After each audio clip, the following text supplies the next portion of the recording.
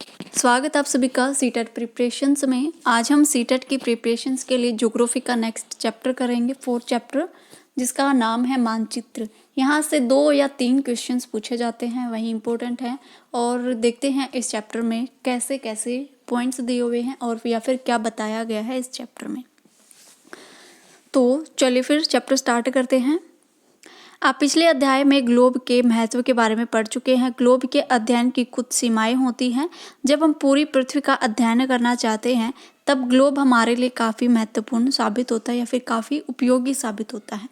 लेकिन जब हम पृथ्वी के केवल एक भाग जैसे अपने देश, राज्य, जिला, शहर या फिर गाँव के बारे में अध्ययन करना चाहते हैं तो यह हमारे लिए उपयोगी साबित नहीं होता है। ऐसी स्थिति में हम मानचित्रों का उपयोग करते हैं। तो यहाँ पर ग्लोब हम उपयोग नहीं करेंगे, यूज़ में नहीं लाएंगे ग्लोब को। यहाँ पर हम यूज़ करेंगे मैप का, मानचित्र का। ऐसी स्थिति में हम मानचित्रों का उपयोग करते हैं। मानचित्र पृथ्वी की सतह या इसके एक भाग का पैमाने के मध्य से चपटी सतह का खींचा गया चित्र है। तो मानचित्र का यहाँ से आप देख सकते हो क्या है इसकी डेफिनेशन। मानचित्र पृथ्वी की सतह या इसके एक भाग का पैमाने के माध्यम से चपटी सतह पर खींचा गया एक चित्र है। मतलब जो ग्लोब है उसको एक चपटी सतह पर कंप्लीट दिखाया गया है, ठीक है। लेकिन एक गोलाकार सतह को पूरी तरह से चपटा करना असंभव होता है। जैसे ग्लोब है, हम उसको चपटा नहीं कर सकते, इसीलिए मानचित्र का उपयोग किया गया, इसीलिए मानचित्र बनाए गए ताकि पूरी जगह को, जो हमारी पूरी पृथ्वी है या फिर कोई जगह है, जैसे कोई देश है, कोई राज्य है, कोई गांव है, उसको हम एक चपटी जगह पर अच्छे से देख सके। मानचित्र हमारे विभिन्न जरूरतों के लिए आवश्यक है। कुछ मानचित्र एक छोटे क्षेत्र को एवं कुछ तथ्यों को दर्शाते हैं। दूसरे मानचित्र में एक बड़ी किताब की तरह तथ्य हो सकते हैं। जब बहुत सारे मानचित्रों को एक साथ रख दिया जाता है तब एक एटलस बन जाती है। आपने एटलस देखी भी होगी, जहाँ पर बहुत सारे मैप होते हैं। उसमें वर्ल्ड का होता है, इंडिया का होता है, अलग देशों का होता है, नदियों का होता है।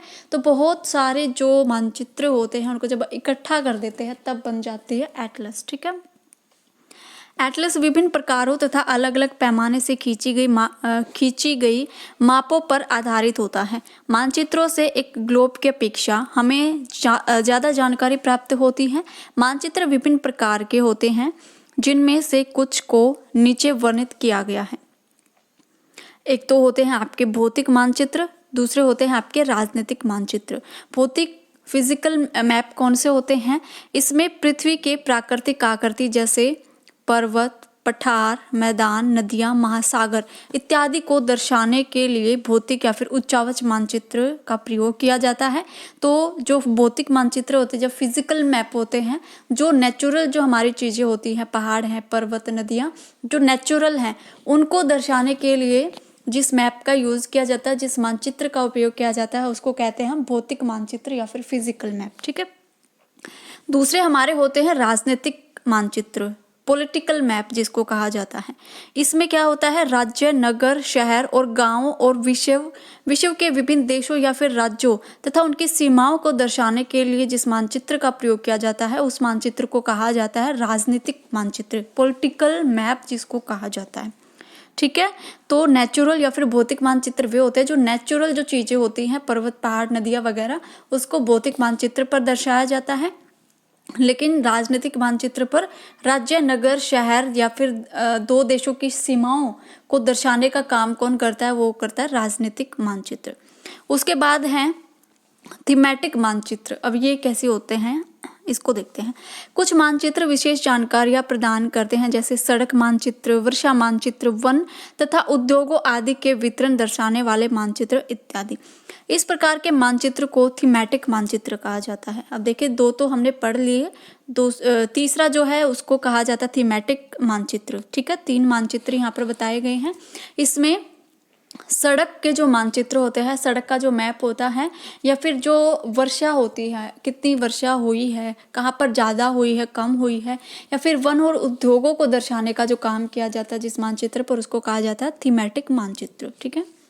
इन मानचित्रों में दी गई सूचना के आधार पर उनका उचित नामकरण किया जाता है। अब सबसे ज़्यादा इम्पोर्टेंट है ये वाला पॉइंट, बहुत ही मोस्ट इम्पोर्टेंट है। मानचित्र के 3 घटक हैं, वो कौन कौन से हैं? दूरी, दिशा और प्रतीक। ये हैं 3 घटक मानचित्र के।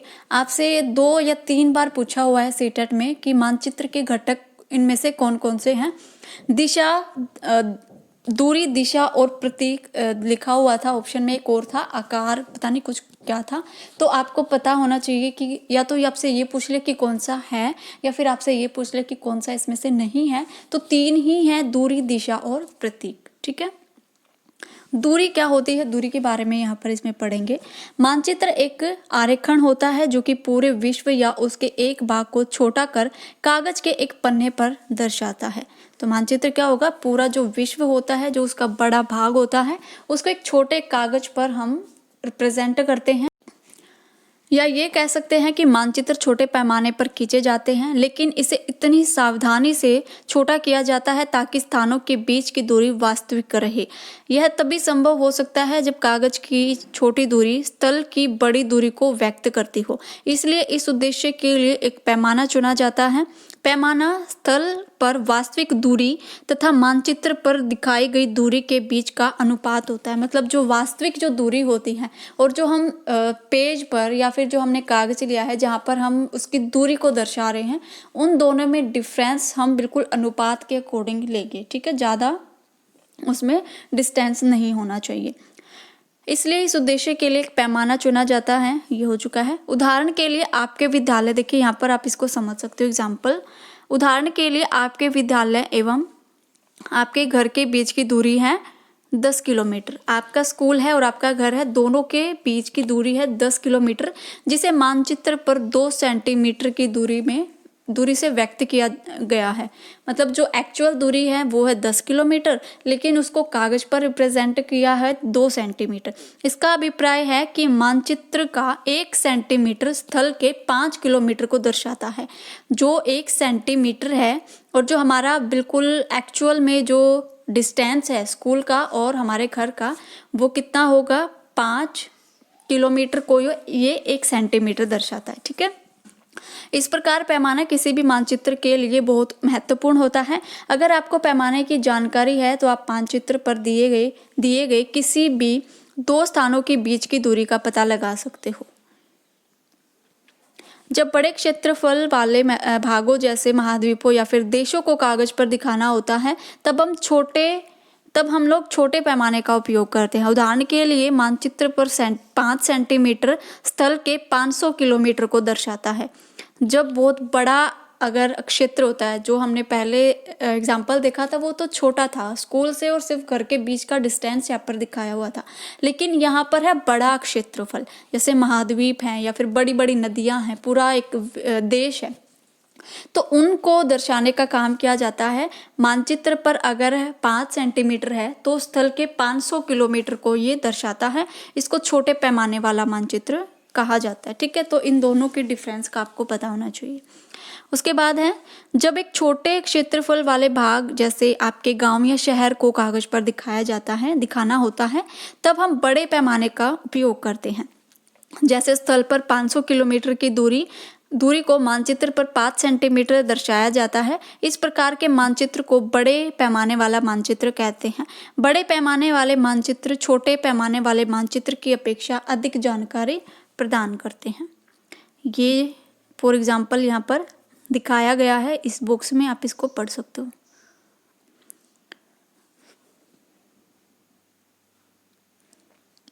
उसके बाद है दिशा। अब तक हमने देखी थी दूरी। मानचित्र के जो 3 घटक थे उसमें 3 चीजें थी, दिशा, दूरी और प्रतीक। तो दूरी हमने देख ली है, अब हम पढ़ेंगे दिशा के बारे में। दिशा आपको सबको पता है 4 दिशा होती हैं, लेकिन अगर उनको हम डिवाइड करें तो 8 मानी जाती हैं। ठीक है, अधिकतर मानचित्रों में ऊपर दाहिनी तरफ तीर का निशान बना हुआ होता है। इसकी बात यहाँ पर हो रही है, जिसके ऊपर अक्षर ऊ लिखा होता है। ऊ का मतलब होता है उत्तर। यह तीर का निशान उत्तर दिशा को दर्शाता है। इसे उत्तर रेखा भी कहा जाता है। इसकी बात हो रही है यहाँ पर, इसको कहा जाता है उत्तर दिशा। जब आप उत्तर के बारे में जानते हैं तब आप दूसरी दिशाओं जैसे पूर्व, पश्चिम तथा दक्षिण के बारे में पता लगा सकते हो। ये हो गई उत्तर, ये पूर्व, ये दक्षिण और ये पश्चिम, सबको पता है। उसके बाद है चित्र 4.2 में 4 प्रमुख दिशाओं उत्तर, दक्षिण, पूर्व और पश्चिम को दिखाया गया है। वे प्रधान दिग्बिंदु कहे जाते हैं। जो ये दिशाएं हैं, जो मेन, इसको क्या कहा जाता है? प्रधान दिग्बिंदु इनको कहा जाता है। बीच में 4 दिशाएं हैं, बीच में ये 4 दिशाएं हैं, जैसे ये उत्तर हो गया, ये पूर्व हो गया, इसके बीच में इसको कहा जाता है उत्तर पूर्वी। उसी के साथ साथ ये पूर्व है, ये दक्षिण है, इसके बीच वाले क्षेत्र को कहा जाता है दक्षिण पूर्वी। और उसके बाद ये पश्चिम है, ये दक्षिण है, तो इसके बीच वाले स्थान को कहा जाता है दक्षिण पश्चिमी। ठीक है, पश्चिमी दक्षिण कह ले या फिर दक्षिण पश्चिम कह ले, एक ही बात है। उसके बाद ये उत्तर हो गया, ये हो गया आपका पश्चिम, इन दोनों के बीच के क्षेत्र को कहा जाता है उत्तर पश्चिम। इस तरीके से यहाँ पर इसको बताया गया है। चित्र 4.1 से निम्नलिखित दिशाओं का पता लगाइए। विकास के घर से सामुदायिक केंद्र तथा खेल के मैदान की दिशा, दुकानों की, विद्यालय की दिशा, ये सब यहाँ पर इसमें बताया गया है। ये आप देख लेना बुक में। ये है दिक्सूचक, जो कि दिशा को बताता है। ठीक है, दिशा को बताने वाले सूचक को क्या कहा जाता है? दिक्सूचक कहा जाता है। हम दिक्सूचक की सहायता से किसी स्थान की दिशा का पता लगा सकते हैं।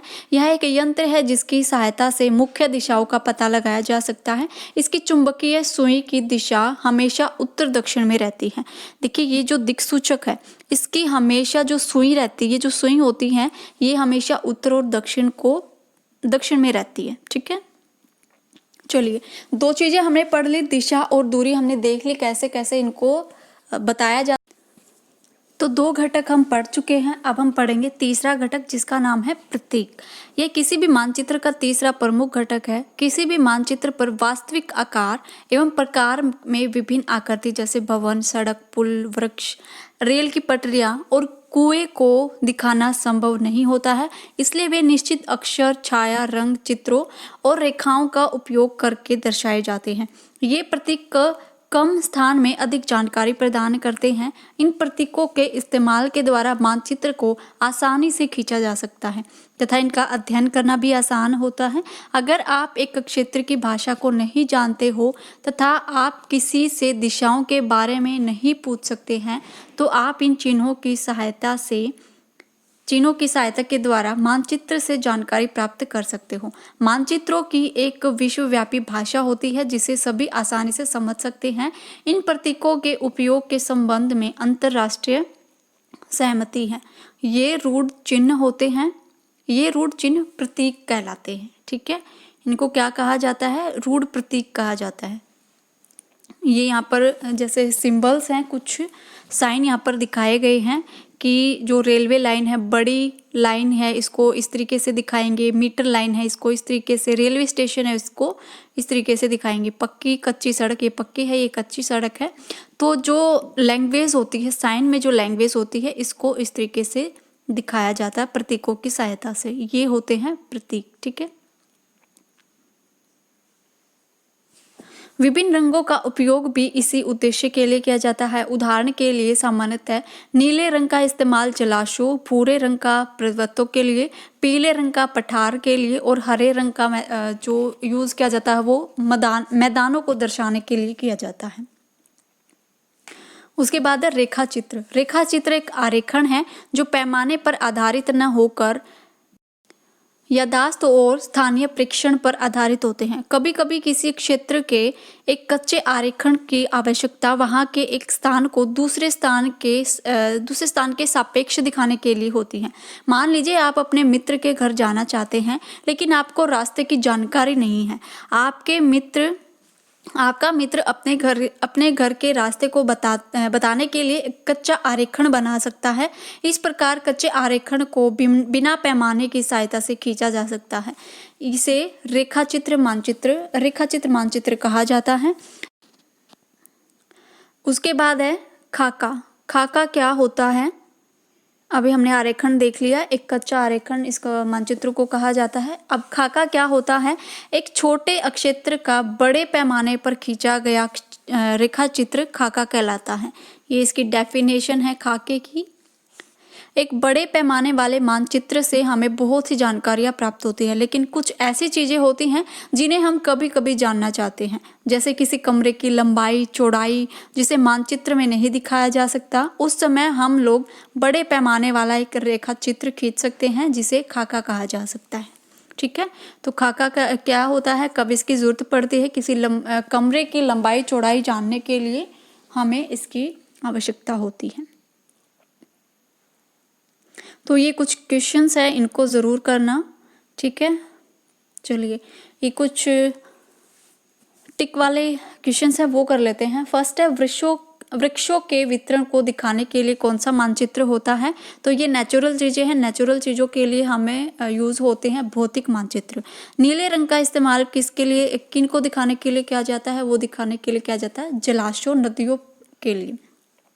उसके बाद दिक्सूचक का उपयोग किया जाता है, तो इसका मुख्य दिशा का पता लगाने के लिए इसका प्रयोग किया जाता है। ठीक है, लास्ट है क्वेश्चंस, पैमाना आवश्यक है मानचित्र के लिए। ठीक है, तो राइट आंसर हो जाएगा फर्स्ट, मानचित्र के लिए पैमाना आवश्यक है। तो ये कंप्लीट हो गए कुछ हमारे क्वेश्चंस, और इस चैप्टर से 2 या 3 क्वेश्चंस पूछे जाते हैं इम्पोर्टेंट।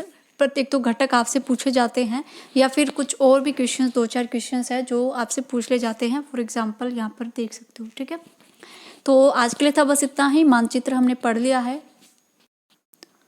नेक्स्ट वीडियो में हम करेंगे नेक्स्ट चैप्टर, और साथ साथ करते चलेंगे इनके क्वेश्चंस जो कि सीटेट में पूछे हुए क्वेश्चंस है। ठीक है, थैंक यू।